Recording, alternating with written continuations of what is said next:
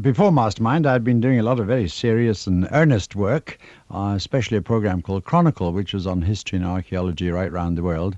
And to be honest, when I was first approached about it in 1971, I just saw it as a handy little sideline. I didn't think it was terribly important. And my colleagues on Chronicle tended to look down their noses a bit, old Mag going down market.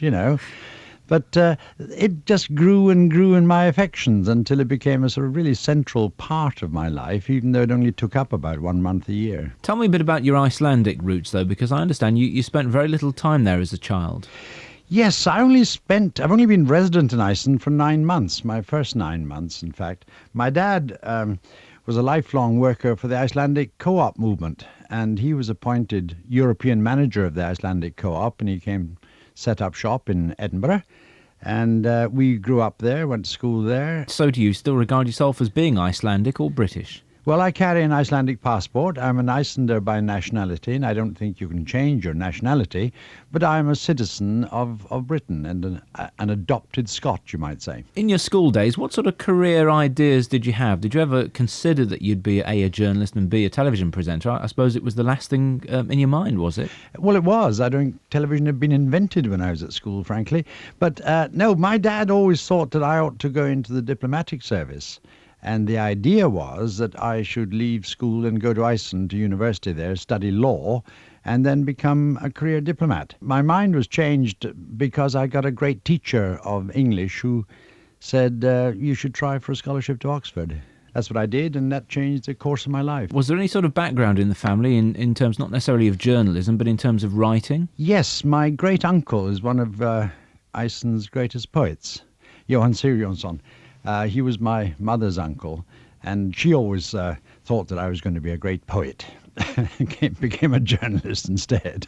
Now, of course, there's a great sort of tradition in Scandinavia, but particularly in Iceland, I think, of the naming of children, and hence your name, Magnus Magnusson. Explain to us how that works, because you are the son of Magnus, are you not? Well, actually, I'm the son of Sigurstein. Now, this is a curious thing. In Iceland, I would be called Magnus Sigursteinsson because we use a patronymic system. Mm-hmm. You take your appellative, your second name, as it were, from your father's Christian name with S-O-N stuck on the end of it. But my father was called Sigurstein Magnusson because his father was Magnus.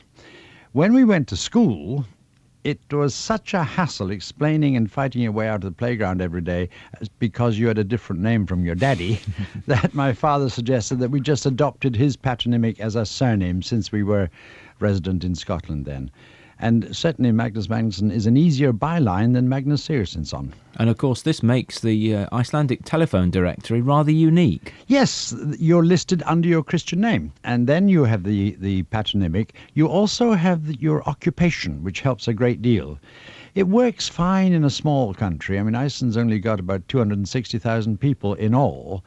If it gets to 1 million, then I think it would become a little harder to distinguish people just by their Christian name and their occupation. Tell us about the concept for Mastermind then. How did it come about and when did your involvement begin?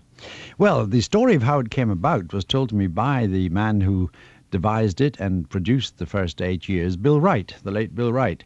He had been a front gunner in Wellington's during the war, and he was shot down over the Netherlands, picked up by the Dutch resistance, who gave him civilian clothing.